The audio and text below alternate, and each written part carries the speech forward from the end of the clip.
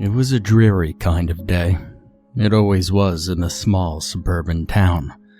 On the edge of this town there resided a deep forest which gave little life to the otherwise plain residents. The large oak trees swaying in the beautiful breeze, the few gentle rays of light peeking through the gray clouds were speckled through the forestry onto the foliage below. It is quite a sleepy little forest, the loudest sounds coming from the occasional wildlife passing through.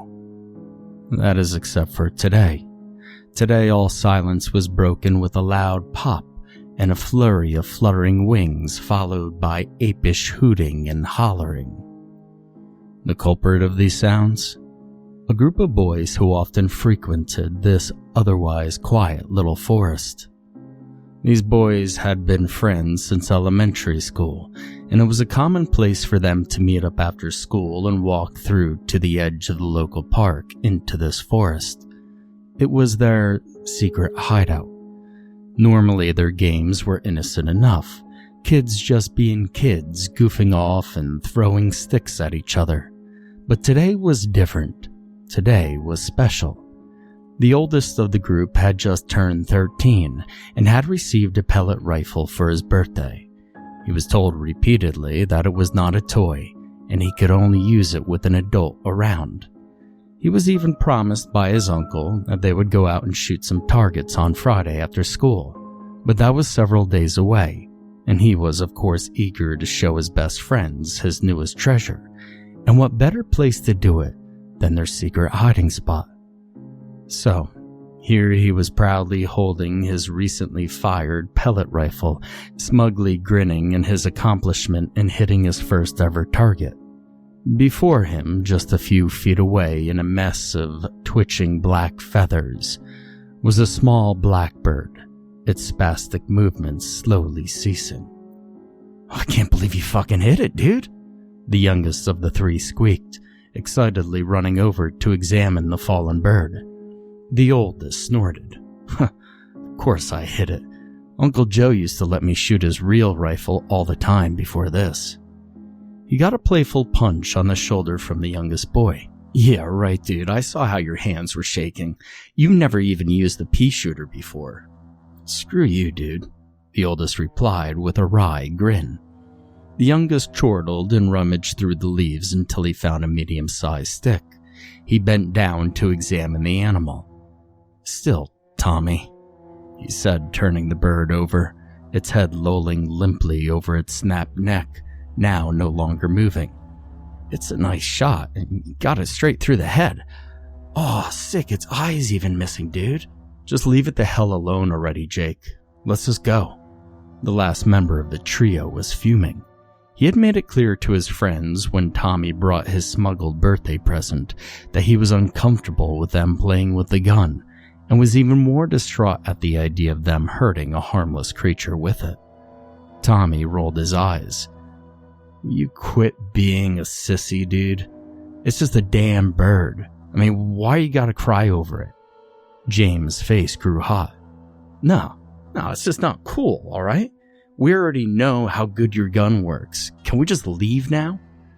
Tommy and Jake both gave each other knowing looks, letting out an exaggerated sigh. They both loved James. He was quiet and reserved, but smart and quick-witted. However, he was a rule follower and always got very nervous whenever the boys were doing something they weren't supposed to be doing.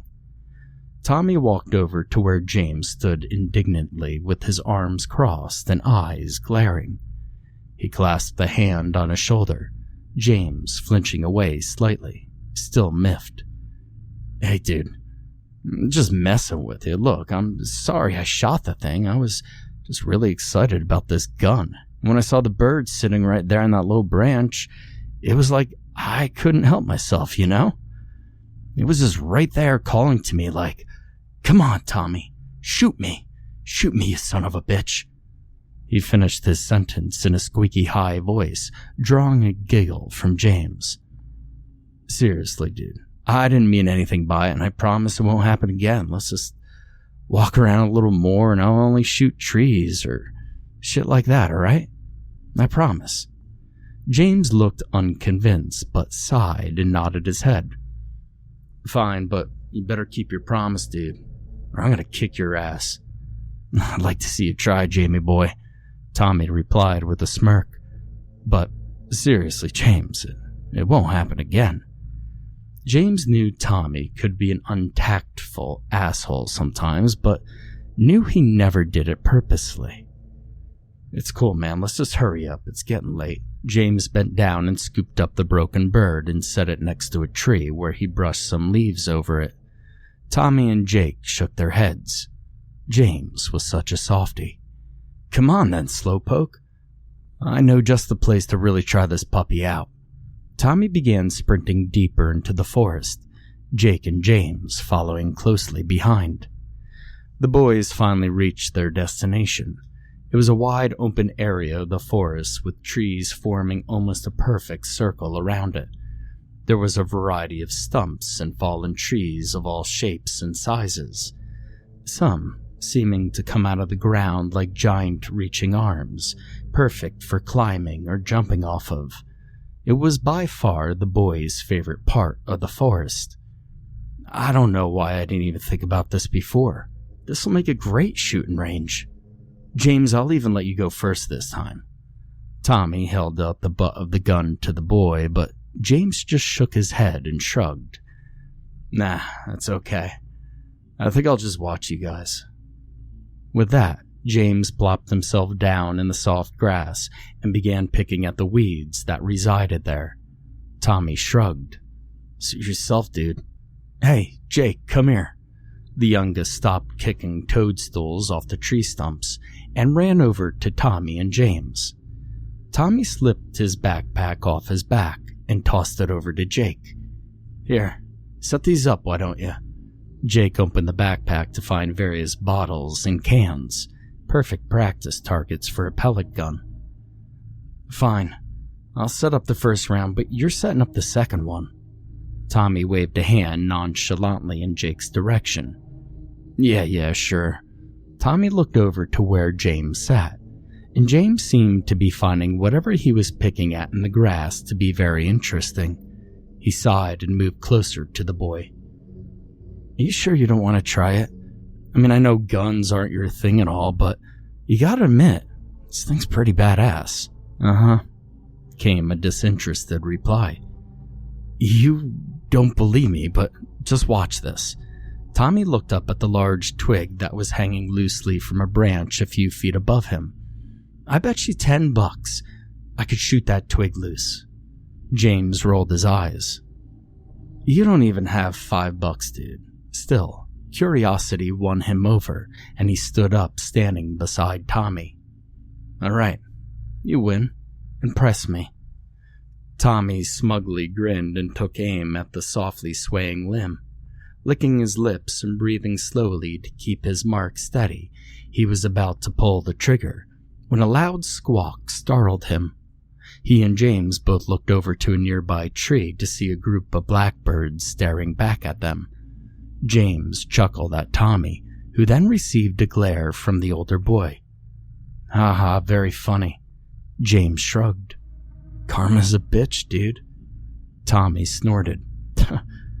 Karma my ass, dude. They're just a bunch of dumb birds. And with that, he lifted his gun again to his desired target. Before he could get a proper lock on it, the branch began to bob up and down slightly. He looked over to find that one of the birds had decided to use the branch as its perch, its beady little eyes staring into the boys. Tommy smirked. Fine. If you have a death wish, then who am I to deny it? He started to aim his gun slightly over to the right, but James had been watching and knew exactly what his friend intended. He stomped over and grasped harshly onto the gun, aggressively pushing it away. A soft flutter of wings could be heard as the small bird flew off the branch into the trees. Tommy was shocked and then angered by his friend's actions. What the hell, man? You want to get shot in the face? Let the fuck go. He tried forcefully yanking the gun out of James' grasp, but James had a firm handle on it and was not giving in. James was seething, gripping the nozzle in a white-knuckle grip, and Tommy swore that if looks could kill, he would be dead 100 times over by now. You fucking promised, Tommy. You promised you wouldn't shoot anything else. I'm so sick of the bullshit, dude. You weren't even supposed to be out here with this dumb thing. He shook the nozzle in his hand for emphasis. Tell Jake to pack it up, we're leaving. Screw you, man. The stupid thing was asking for it. You know, all day I was trying to be extra nice to you because I know you don't like this shit, but you're being a total stuck-up bitch right now, and it's killing our mood. You know what? Well, you could just go home by yourself. Jake and me are actually going to have some fun. Now let the hell go of the gun. With that, Tommy jerked the gun sharply upward. James, whose resolve was slightly broken by Tommy's hurtful words, let his grip slip, causing the gun nozzle to slip out of his hands rather easily, with Tommy's excessive force exerting on it. This caused the nozzle to swing higher. Tommy, who in his loss of temper tried to get a better grip on the gun, accidentally put his finger on the trigger. With a loud pop, everything went still. Tommy's red face quickly turned pale, the sound of his gun slightly ringing in his ears. His anger quickly forgotten as he looked up to see James swaying heavily, a look of bewilderment in his left eye. His right was not visible due to the gushing crimson stream coming from it. He made a gurgling guttural sound before his knees gave out and he crashed to the forest floor in a heap, convulsing and twitching. Tommy was still comprehending what had just happened when he was startled by a loud crash and clinking of metal and broken glass. He looked back up to see Jake staring wide in their direction, mouth agape, the backpack unceremoniously laying on the ground, broken bottles and cans littered at his feet. Jake stood motionlessly, as if he were trying to comprehend what had just happened, and then broke into a sprint towards the boys, screaming words that Tommy couldn't quite understand. His mind was buzzing. He was sure it had something along the lines of, "What the hell did you do?" He looked down again to the prone form of James. He was completely still now, no longer convulsing, just very, very still.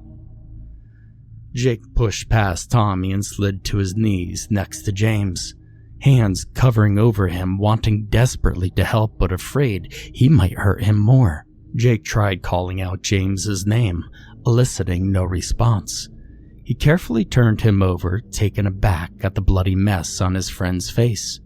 He then began gently shaking him and tapping him.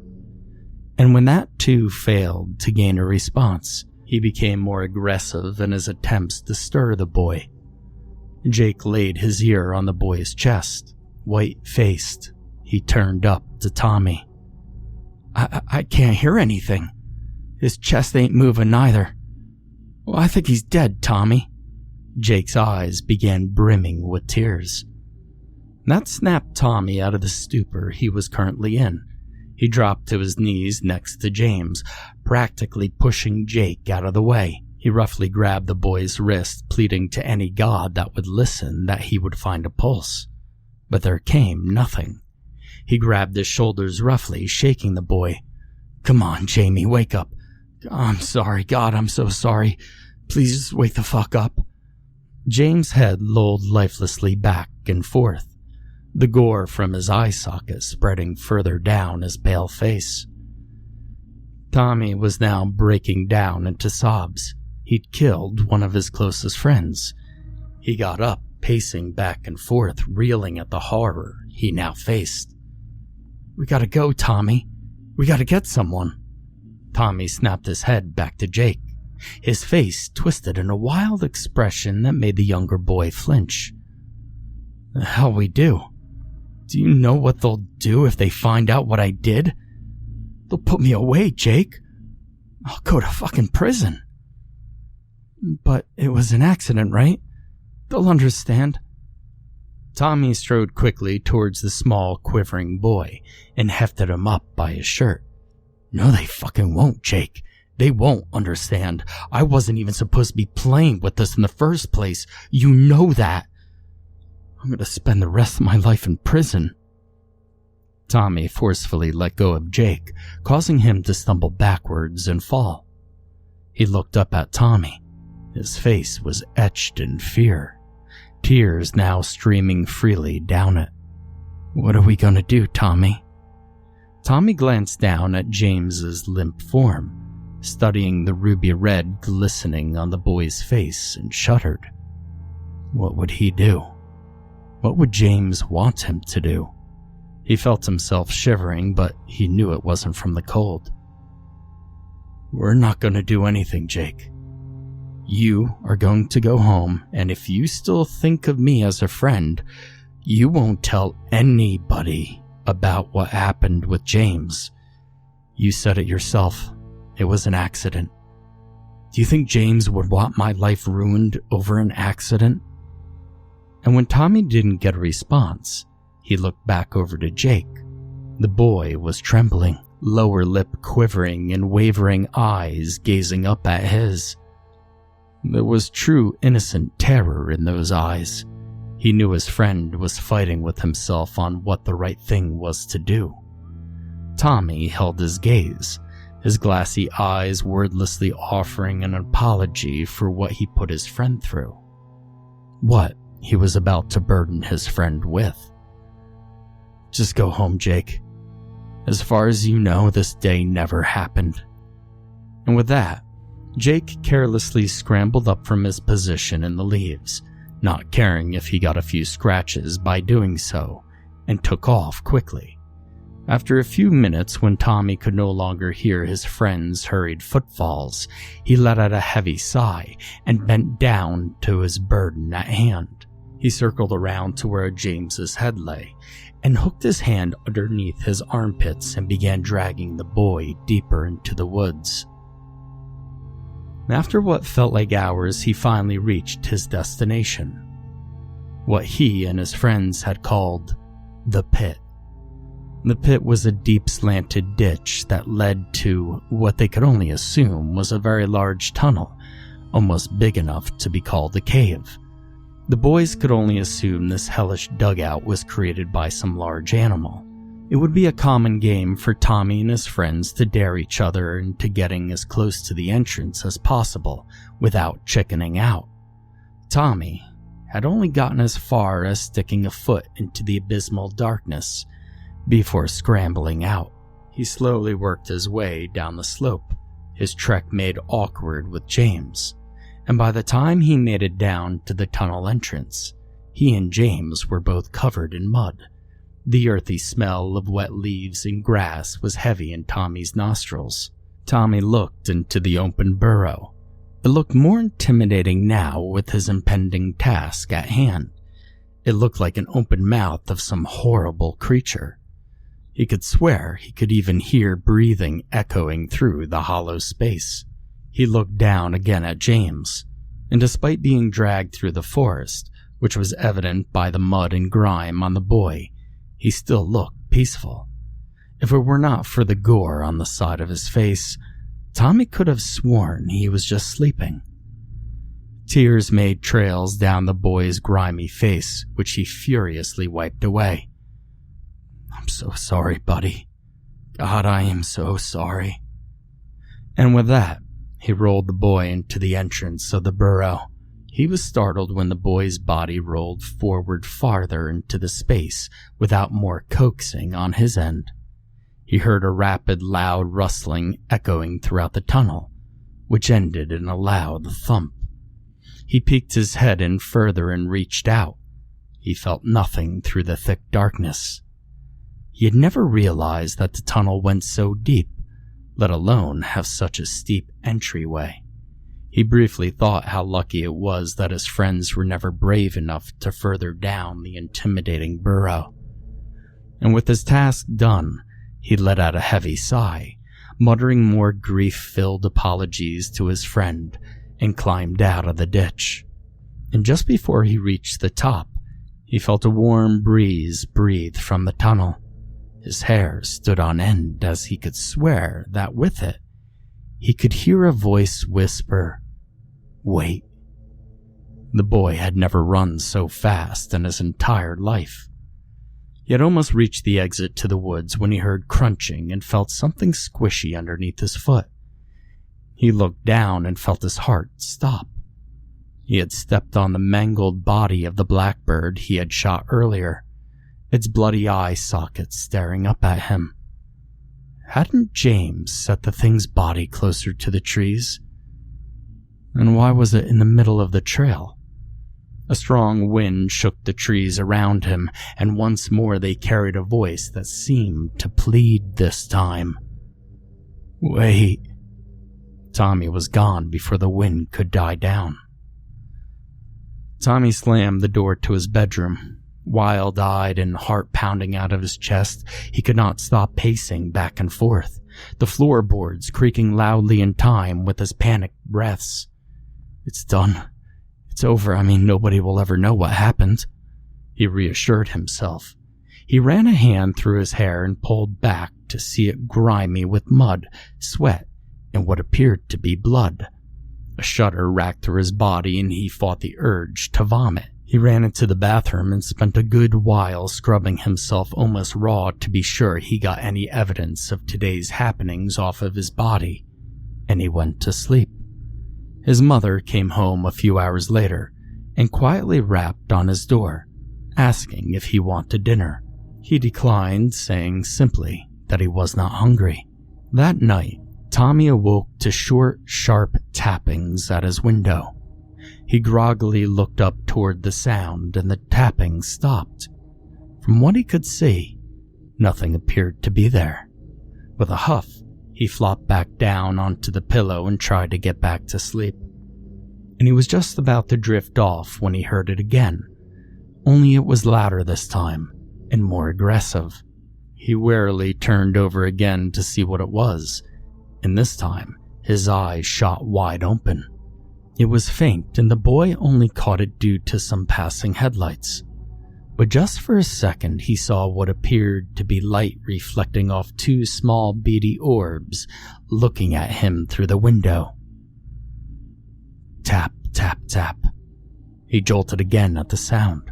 He slammed down on the bed, whipping the covers over his head. He felt like he was suffocating with each shuddering breath under the heat of his comforter, but he did not dare pull the blanket off. The tapping was persistent, and always in the same pattern. Sometimes the sounds were quiet, but sometimes it sounded loud enough that whatever was doing it would break through the glass. Mercifully, the tapping stopped, and the boy was once again able to fall asleep. Tommy again was jolted awake by banging, only this time it came from his door. "Tommy, you better get up or you're going to miss the bus," he heard his mother call through the door. He flew back the covers. The sun was shining warmly through the windows, lighting his room up in a soft yellow glow. Was I dreaming? Tommy thought to himself. He looked towards the window and froze. There was a small blackbird sitting outside on his windowsill, just staring at him. It seemed eerily still, not once turning its head in any other direction, and it kept its beady eyes trained on Tommy. The boy was unnerved, but also angry at the thing for keeping him up all night. He stomped towards the window, but before he had a chance to open it, the bird flew away.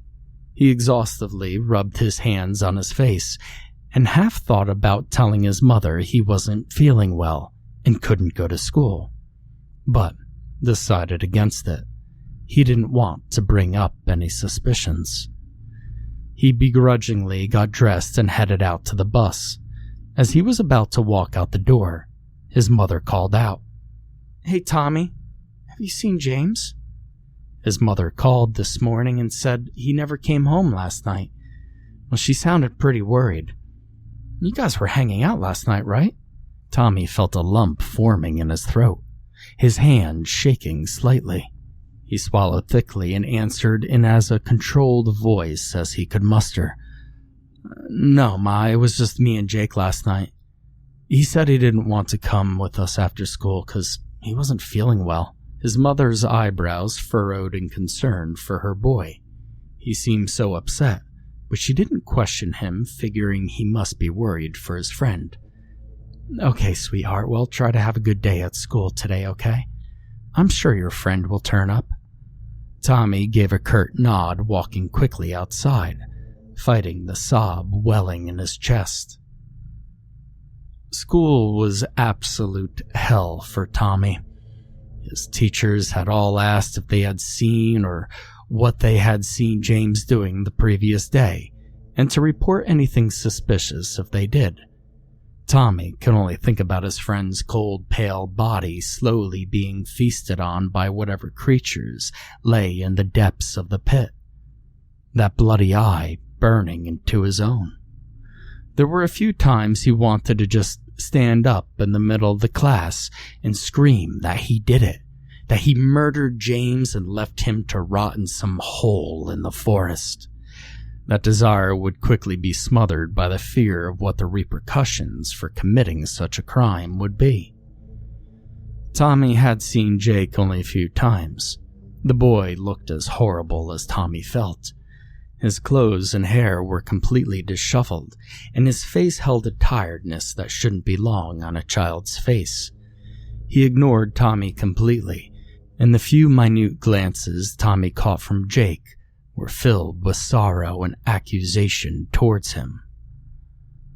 Tommy again skipped dinner that night, dismissing his mother's worried glances with a quick, "I'm fine, I'm just tired," and threw himself on the bed, not bothering to change out of his school clothes.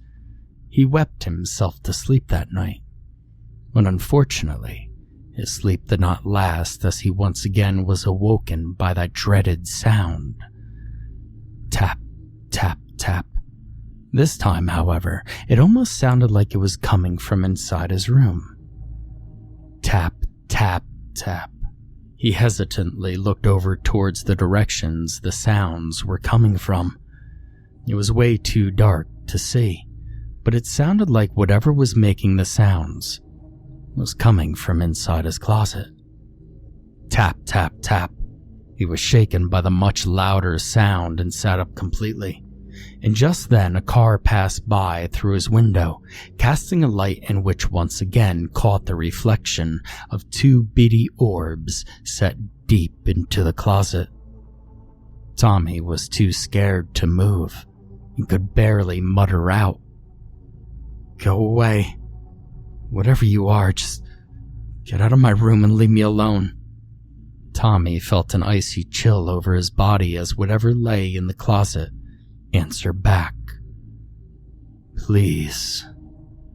The voice was light and raspy, as if it were being carried on an unfelt breeze. The unearthly sound shook Tommy to his very core. "Please, Tommy. I just want to go home. Just bring me home." Tommy hid once more underneath the covers, shaking violently, barely suppressing the sobs racking through his chest. "I'm not angry, Tommy. It was an accident. I just want to go home." "I can't do that, James. You know I can't do that." Tommy desperately pleaded through the thick fabric covering his trembling body. "It's so dark and cold, Tommy. I can't see. I want to go home. Please, bring me home." Tommy couldn't control his sobs any longer and cried into his pillow. He stopped when he heard creaking slowly heading towards the direction of his bed. They stopped just by the side of his bed. He heard deep, raspy breathing and almost screamed when he felt a cold, clammy hand slide under the blankets and gently grab his wrist. "I want to go home, Tommy. Bring me home." It was said calmly, but Tommy could sense a terrible, terrible anger behind it. He felt hot urine running down his legs as he shook all the more violently. "All right, James. Tomorrow I'll go to the police and we'll bring you home, all right?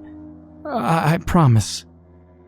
And all at once, the cold pressure on his wrist disappeared, and he didn't hear another sound. He timidly peeked from under his blanket and felt an overwhelming relief wash over him as he saw that his room was empty.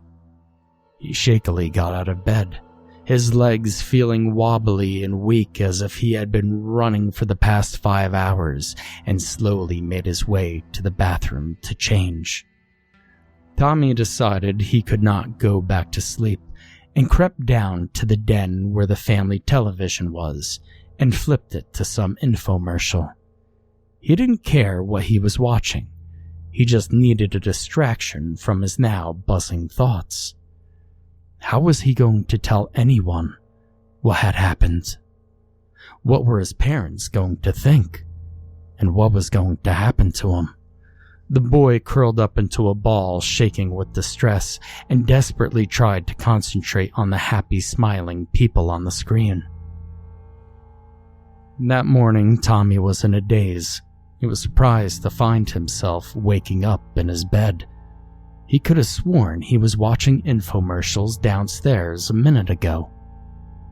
And had last night just been all a dream? He heard his mother's familiar rapping on the door and a reminder that the bus would be here, and he slowly got out of bed. He warily walked over to his closet and froze. A chill swept over him as a familiar reflection of light caught his eye. He shakily crept over against his better judgment and moved over the clothing piled there to find the source. He let out a breath he didn't know he was holding, and a huge wave of relief washed over him. He pulled out the long, shiny black metal that was his pellet gun and resisted the urge to whip the thing across the room, settling for shoving it underneath his bed. That must have been what I saw last night.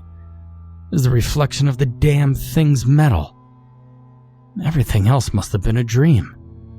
After that thought, he was startled by the sound he had come to dread. Tap, tap, tap. He whipped his head towards the window to find what he could only assume was the same bird from yesterday morning staring in at him.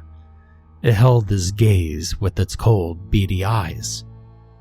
Tommy couldn't explain it, but he felt like it was angry.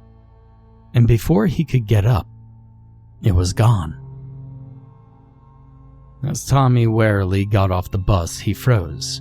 There was a group of police officers standing outside the school talking to the principal. Tommy assumed they were probably here to help find James. Tommy's grip on his school bag tightened and felt himself start to tremble. This is it. Just go up to the cops, tell them what happened, and this could be all over. But Tommy couldn't get himself to move. I mean, last night was just a dream, right? James is long gone. Nothing bad is going to happen if I just keep my mouth shut. And with that final thought, Tommy brushed past the police and endured what felt like one of the longest days at school he had ever been through. As Tommy got home, he started making his way to his room, but his mother stopped him. Honey, you aren't planning on skipping dinner again, are you? I know you're worried about your friend, but you have to eat. Keep up your strength, you know? Tommy said nothing, just kept his head down and tried desperately to keep his composure. His mother wrapped her arms around him and hugged him tightly. It's okay, honey. Everything's gonna be alright. How about we order pizza tonight? Tommy just slowly nodded his head. And remember, tomorrow after school your Uncle Joe is coming down from up north to pick you up and try out your new birthday present. I know you've been excited for that. You guys should have a fun weekend, huh? Tommy felt his stomach drop. The last thing Tommy wanted to do was touch that thing again. Yeah, sure will be, Mom. His mother smiled. She gave his shoulder a comforting squeeze before fetching the phone to order the pizza. After dinner, Tommy thanked his mom and then headed straight to bed. However, not surprisingly, he couldn't sleep. He was dreading what kind of horrible dream would haunt him tonight. He waited and waited until he heard his mom shut her bedroom door. She too going to bed, but there was nothing. No horrid tapping, and no malicious eyes glaring at him in the dark. With an exhausted sigh, he closed his eyes and drifted off to sleep. Tap, tap, tap. Tommy's eyes shot open. His whole body immediately began to tremble, a whimper escaping his throat. You said you'd bring me home, Tommy. You promised. Tommy screwed his eyes shut. You're not real. You're not real. You're not real. You're not real. He continued his mantra until he heard horrible scratching sounds making their way towards his bed. I want to go home. I want to go home. I want to go home. The voice vibrated loudly throughout the room, and with the last rasping word, there came a freezing chill that swept over Tommy. The boy couldn't even find the strength to pull the covers over his head. He lay there trembling and sobbing. And it was then he heard the sound of fluttering wings and gasped when he felt something plop onto his legs. He could feel sharp needles poking into the thick fabric of the blanket into his legs, almost hard enough to draw blood. He could hear slow, steady breathing, each breath beginning and ending in that horrible rasping sound.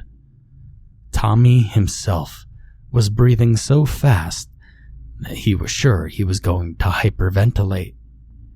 He slowly turned his head to see what hellish being sat on his legs. He felt his mouth open to scream, but found that he couldn't, not with those glowing red orbs burning into his own. Bring me home. Tommy did scream then. Tommy's mother stood in the hallway outside room 324 of the psychiatric ward in their town's local pediatrics hospital. Her eyes were puffy and red from crying. A well-used tissue crumbled in her hand. Her brother had a solemn and tired look on his face as he tried to console his distraught sister. I don't understand it, Doctor. How could he... She paused, stifling a sob. How could he do that to himself? Joe glanced in through the small window of the ward that now held his nephew. Tommy was strapped down to a gurney, although he was not struggling. In fact, he didn't move at all. Just a few more twitches, his lips muttering wordlessly. A thick band of gauze was secured across the boy's eyes. The doctor held the mother's eyes with an almost apologetic glance. Well, it's really difficult to say. Violent psychotic breaks of this caliber usually come from severe mental illnesses or just the result of extreme trauma. And since there's no sign of mental illness in the family, well, I have to ask again. Are you absolutely sure nothing traumatic has happened to Tommy recently? Now, I know you've said that he's been upset over his friend's disappearance, but has he been under any other stress? Tommy's mother just shook her head, stifling another sob. The doctor nodded grimly. All right, well, I'll go over his physical condition now. Aside from the self-inflicted damage to the eyes, the rest of him seems to be free of any signs of self-harm. We also ran a drug screen to see if any hallucinogens may have been a part in this behavior, but his blood work came up clean. As for his eyes, the doctor paused to take in the state of the mother before continuing. Unfortunately, as you know, he completely ripped out the optic nerve along with the entire eye in both sockets. There is unfortunately nothing we can do to repair that sort of damage.